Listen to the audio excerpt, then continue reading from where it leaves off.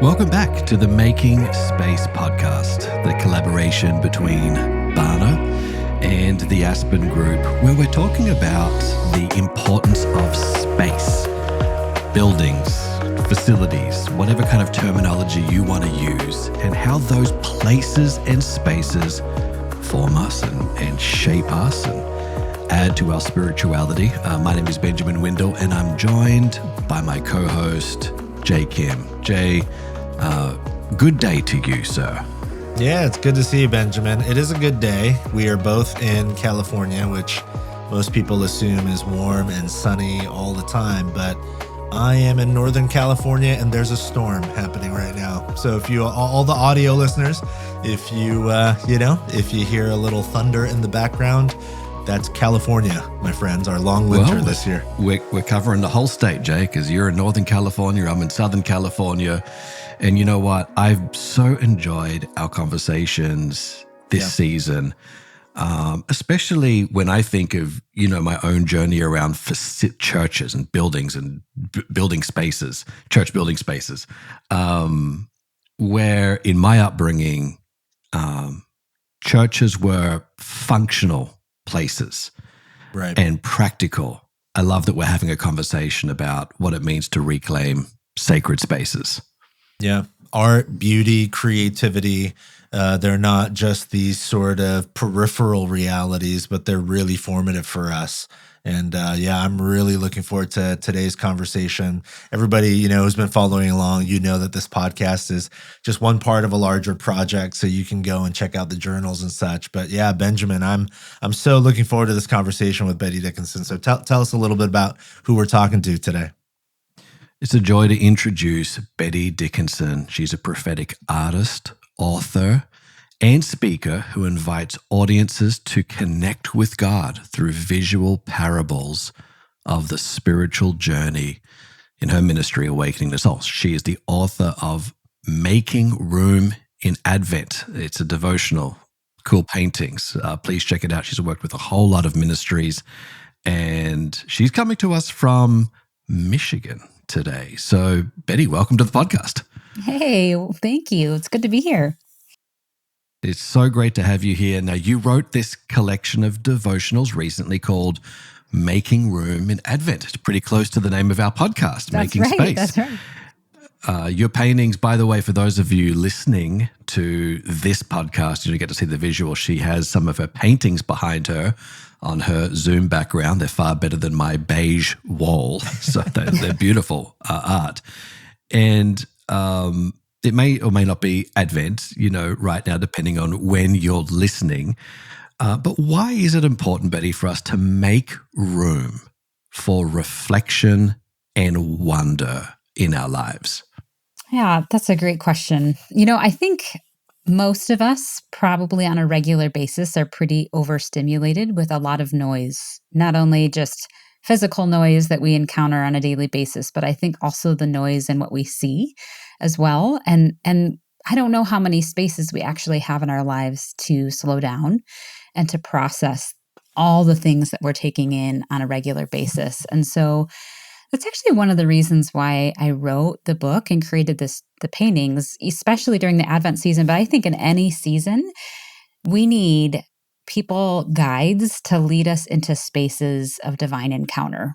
We need people to help us to lead us into spaces of reflection, because I don't know that it's sort of a lost art. I don't know that we really know intuitively anymore how to even slow ourselves down. I mean, I don't know about you, but when I sit down and I'm trying to pray or I'm trying to journal, my mind is just full of all kinds of noise and busyness. And so I think that there's just this need right now and a great hunger in our world to be given spaces to reflect, but also to be led into wonder. And when we encounter wonder, it is, I think, a pathway and a gateway to encountering the divine, to encountering God, because anytime we're led into a space of wonder, we're led to be seeing outside of ourselves, to be captivated by a kind of awe or reverence, and beauty itself has a way of leading us into that space. And so, yeah, I just think that there's just a huge hunger for it right now in our hustle culture, and we're desperate for it. Now, just to prod for a moment at you use the word space, but the definition of this word, because obviously in this podcast we're talking about making space predominantly around, literal physical spaces, buildings. Yeah. But really, a space is more than that. And you're talking about making room and finding a space where there's no noise. Is that a space of the heart, a space of the soul that you're referring to there when you talk about finding those spaces? Yes, thank you for that clarification. Yes, because it can be both, right? And when we think about space, we're thinking about it from a level of time, but also, yes, when I think about space, I'm also thinking of the space of the soul. And I think that the need to tap into the deep inner work in solitude and that kind of space in the heart is essential. And that I think physical spaces can help lead us into that as well, which I know is something that you guys have discussed on this podcast.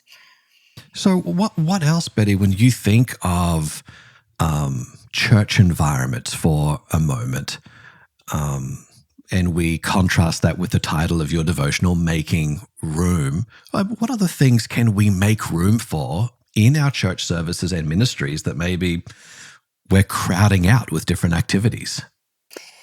Yeah, good question. Well, I think especially in evangelical spaces and a lot of Protestant denominations, we're super word heavy. And I think that there's this sense that we need to give people more and more and more. We need to give them more to reflect on. We need to give them more content. But one of the things that I've found that has really shifted my perspective on how we grow spiritually, how we transform, is in thinking about the way that our brains and bodies were designed to take in information and designed to grow. And so I don't know if you have followed neuroscience over the last 15 years. I tend to be a little bit of a neuroscience junkie, but what they've discovered is that when it comes to processing information, we actually process information from the right side of the brain to the left. And the right side of the brain is things like our five senses, our body. It is our relational connections and encounter with others, emotions, creativity. And then after we've had sort of this encounter and a right brain experience, then our left sides of the brain, which is our word, rational, analytical thinking, then processes that information and tries to make sense of it. So that's where you get, scripture, theology. And Michael Hendricks, in his book, The Other Half of Church, talks about how largely we've spent so much time in our church services, the things that we value, the things that we talk about, what fills the space in our church services is largely left brain. It's largely the word, theology, and for us to have a fully integrated experience of God, and particularly when we think about where our relational attachments and connections are formed in the right side of the brain, I think anything related to embodied encounters, like you're talking about the physical space, that's an intuitive thing that when you walk into a room, you have an encounter and your five senses are already making meaning of something, whether or not you have words to express it. And I think for us to really be more intentional to cultivate beauty in the space that we're in, or sort of these tactile, ritual-like experiences that are deeply embodied, whether it's the sacraments or some other form. But I would also say even silence is something that we are longing for right now, that we're deeply missing in our services that are so full of noise. And one of the things I love that Henry Nouwen says in his book, Way of the Heart, is he says, the word is the instrument of the present world, and silence is the mystery of the future world. And so if a word is to bear fruit, it must be spoken from the future world to the present world. Whereas I think we've largely had things in reverse, where what would it look like to actually create spaces of silence, trusting that that's a space that we can tap into the deep inner work of the heart and the soul and of the eternal and the senses even around us to take in something eternal and divine happening in that moment, as opposed to always filling the space with noise or with words. Betty, you mentioned the reality that so many of us are overstimulated today. I think everyone listening or watching immediately resonates with that. Hmm. And then I think about some of the visual cues that are so overstimulating for us in light of what you just said, that it's not just the words, but it's literally our right brain is Hmm. the sort of initiation into ideas, and those ideas can shape our longings and form sort of who we become. Most of the visual stimuli either wants to in culture today, it either wants to entertain us Hmm. or it wants to entertain us for the sake of enticing us to buy something or to Right. try and pursue becoming something. Whereas art in its purest form really offers itself as a gift, to Hmm. give us something, whether that's self-reflection or thought or just emotion, whatever it might be. And some of the research that Aspen and Barna have done, it's really interesting. It sort of lines up with this. The research asked U.S. adults to describe their ideal church, and they created these categories. Almost 3 in 4 U.S. adults said they would choose traditional environments over trendy environments. Hmm. Almost 3 in 5 said they would choose solemn environments over entertaining environments. And then 2 in 3 said that they would choose reflective environments over energetic environments, which I think speaks to what you're saying. We're just Hmm. overstimulated. We're looking for solemnness, silence, the gift that gives to us rather than just constantly enticing us to give more to it, sort of thing. So I just want to ask you a big picture question for church leaders who are listening in light of some of that data. How do you think, liturgy and visual arts and expressions can meet those desires? And what have you seen sort of historically with how liturgy and visual expression can sort of come together to create environments in our churches where people can really encounter God, encounter the divine in the midst of an overstimulated life? Yeah. Well, I think those stats, first of all, are just very telling of what the soul longs for right now. And I mean, if you think about those words, trendy, entertaining, energetic, when I hear those words, like you said, it makes me think of consumerism. It makes me think kind of flashy, noisy, and new. Surface level, right? Like we're just being stimulated by what's on the surface, whereas instead, I think liturgy and the arts, they are a stimulus, but it's a slow process of digestion. It's not a flash in the pan. It's hey, here's an entry point or a gateway to encountering the divine that wants to lead you from the surface deeper into this eternal longing that you have, and to tap into that and to connect deeply with that on the right side of your brain through your body. If we think about liturgy and ritual in the sacraments, in the way that we even embrace one another in a communal hug, and passing the peace. And if you're in a Yeah. liturgical congregation, but I think with the sort of traditional solemn and reflective, in contrast to noisy, new, flashy surface, it's ancient, and it's inviting people into sort of the silence of the soul in a way that leads people deeper into reflection on things that are enduring. And I think that I sense that this longing has continued to surface more and more in such a transient and rapidly changing culture, where it seems like there's no grounding, that everything is, what do we have to hold on to when everything seems to be deconstructed right now? Everything is changing so rapidly right now.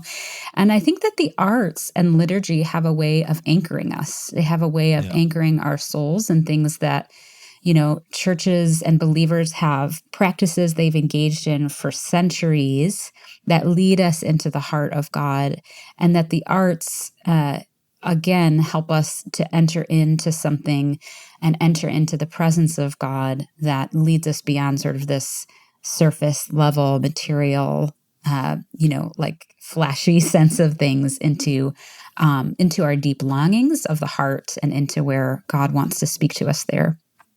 Yeah, I think that's so beautifully said. I resonate so much with that we lack rootedness, in our Hmm. culture today. I think it was Walter Brueggemann who said, I'm paraphrasing him, but basically that the problem of our spirituality of the day is that we are not a rooted people.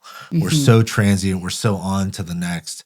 Yeah, I love that thought that art has a way of centering us. How have you seen, just briefly, maybe in a more practical way, have you seen the connection between worship and visual art be effective and transformative in churches today? Yeah, well, it's something we have to be really intentional with, right? I think even the way that we think about curating our experiences of worship can either lead more into the consumerism kind of entertainment space. Whereas if we are facilitating a space where there's a prompt and we're creating a moment where you're experiencing the art, but you're also invited to respond to it as opposed to just be entertained by it, then that kind of digs deep into our creative longing as well, So, Yeah. I mean, I think for one, if we think about the history of it, the arts were so in a pre-literate culture, that's where we understood and made sense of the Bible and theology.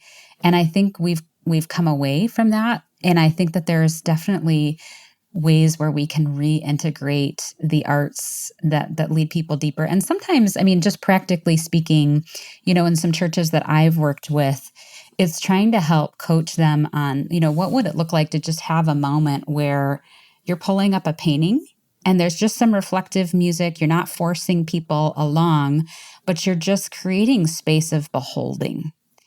And in that kind of beholding, it's again leading you into the silence of the soul where the divine can speak, as opposed to we're going to go this song with lots of words, and then we're going to move on to the next song with lots of words, but creating a balance of silence and silence and response to behold, and then to respond to that beholding with worship, can I think create a beautiful liturgy that leads us deeper into that kind of reflective and solemn space. And I think also even relearning the practice of things like lament. We talked about, as you mentioned earlier, solemn, like people are longing for solemn spaces. I just don't think our culture knows how to lament. And the arts can kind of help lead us into that kind of liturgy that is deeply rooted in the scriptures. If we look at even the Psalms, like 43% of our Psalms of lament, Soon Chung Ra has a great book on that as well. But those are just some brief examples. Yeah. So you mentioned, Betty, the liturgical elements of how this can be expressed. So for churches that maybe aren't liturgical in nature, for sure, that's the stream that I've been a part of, would not be known for liturgical expressions within weekend services. So for those kinds of churches, how do you think they can bring liturgy into their weekend services in a way that feels authentic? Yeah, that's a good question. I think a lot of it has to do with the way that we translate that to people. I think I come from a tradition that is a seeker sensitive church, right? That was built Mhm. very in that same mindset of like, we're going to create a space that non-Christians could come in and feel a sense of welcome. And I think that there's a concern if we bring kind of ritual or liturgy into this space, they're not going to be able to understand it, and it's going to feel very foreign to them. And so they're going to disengage.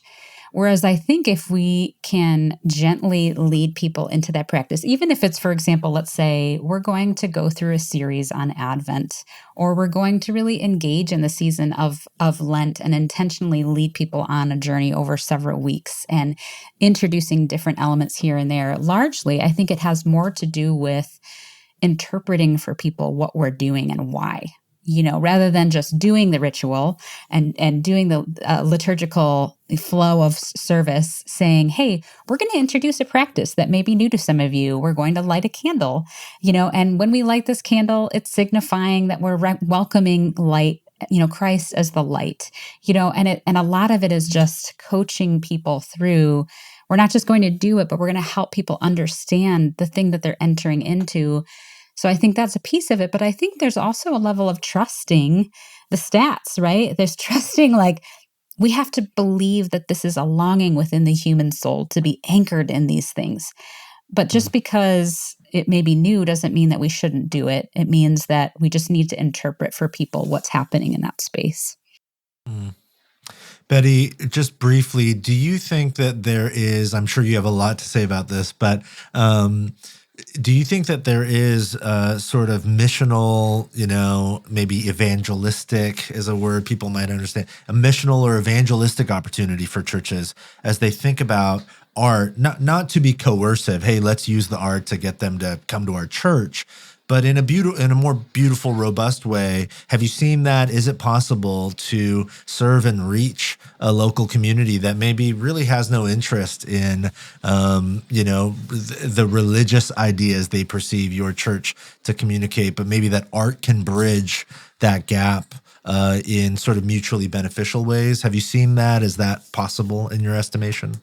Definitely. Yeah. I mean, I think it also depends a little bit on the kind of art you want to use, because I think where it tends to get abused is when art is used more like marketing and propaganda than we're wanting to lead people into a divine encounter and surrendering control over what happens. I think that's the big thing, is I think a lot of churches are saying, if it's going to be, evangelistic, it needs to lead people to a certain point, and we need to be able to track that, and we need to be able to, whereas could we create beauty and create, I mean, even my paintings, they're paintings that reflect creation, and there's not a word-based inherent value on that, but I'm trusting that as I create this work out of worship, and as I'm directing myself towards God, that there's something profoundly supernatural that happens when someone experiences my work, is that they have a divine encounter, and maybe they don't know what that is. And that's part of the translating for them, and just being around and available to say, hey, what are you encountering?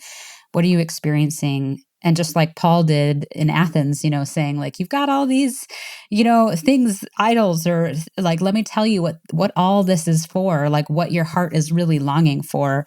That's where I think we can help people in afterwards. But I think we need to trust and surrender the process that people can encounter beauty and encounter God there without needing to control it. Wow. Well, Bette Dickinson, your way of describing the Christian space is beautiful and deep. You're the prophetic artist we didn't even know we needed, and now we know. We need prophetic artists. Thank you so much for your contribution today. I know Jay and I and all of our listeners have really gleaned so much from you. We appreciate you being a part of this conversation, and we look forward to following more of your work and your expressions and your journey ahead. Oh, well, thank you for having me. It's a delight to be with you. Well, Jay, what a great conversation. I can't help but just come back to one thing immediately, Jay. And maybe our friends at Barna need to help us with this. But those numbers, ideal church, 3 in 4, 72% choose traditional over trendy. So traditional over trendy, solemn over entertaining, reflective over energetic. But then let me ask you this, Jay. Am I missing something here? Isn't it the trendy, entertaining, and energetic churches that are the fast-growing churches in the United States? Yeah, so how do those numbers marry up with anecdotal observation? What's your instinct on that when you hear that?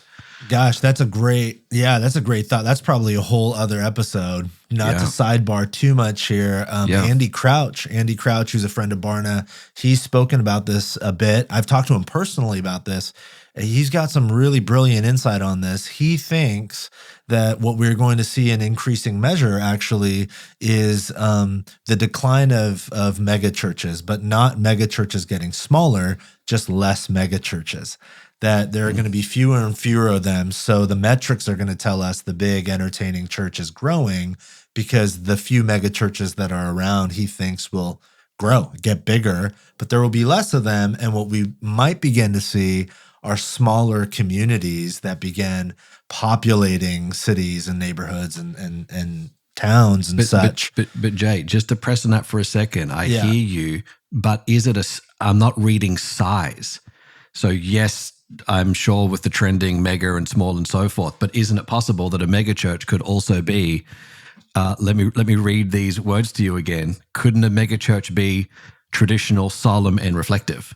Yeah, and I think that's the point, right? That larger communities can and maybe ought to deeply consider begin leaning into those realities, right? So for me, Benjamin, you led a church for many years. I'm sort of in the early stages of leading a church, what would categorically be called a mega church, and we're having these exact conversations. What Betty talked about with lament, I just had a long meeting yesterday with our worship staff, and we were talking about increasing our propensity for liturgies that are beyond just making sure people feel comforted, but in fact, that can lean them into the wide swath of human emotion, including lament, doubt, skepticism, confusion, and all those things. So I'm actually quite encouraged that I think what Betty's talking about, maybe not all, but I see in my small sort of narrow view, more and more church leaders beginning to intrinsically, viscerally feel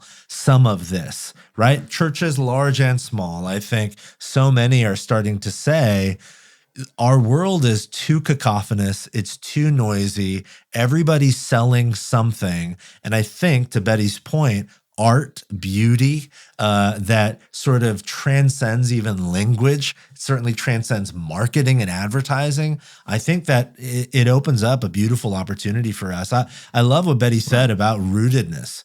And I think that's the symptom we're all feeling. My wife and I love going to museums, and we were just in Chicago, and just a couple months ago. What's your wife's name, Jay? Jenny. Shout out to Jenny. Shout out to Jenny. Jenny and I were in Chicago. We go to the Art Institute of Chicago, one of our favorite museums, and I'm standing in front of a Roy Lichtenstein, which you can see on it like Google. But what you don't get on Google digitally is when you stand right in front of it, that it looks like a digital painting, like he digitized this sort of comic style graphic. You stand in front of a Lichtenstein in person, you realize, oh, he took a brush and painted this.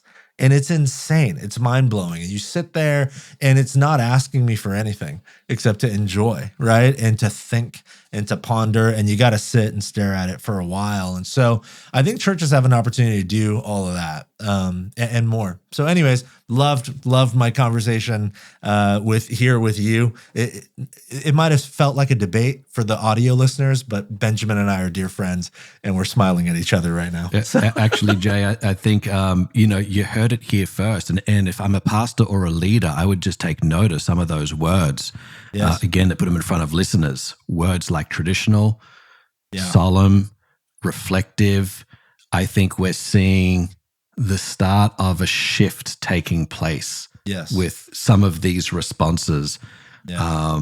And that's why I really appreciated this conversation with Betty, whilst I'm not a prophetic artist myself, Jay, even though the Australian accent to listeners may fool people into thinking he's a prophetic artist. The accent is art. The accent itself is art. So, but alas, I'm not. Yeah. But I have had this thought, and we'll close on this, that for many years our primary expression of art, or maybe our exclusive, singular expression of art in church expression has been music.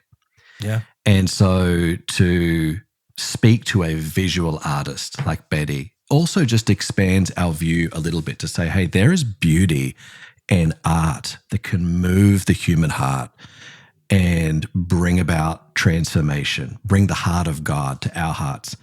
That's more than music. I think it's an expansive thought. Yeah.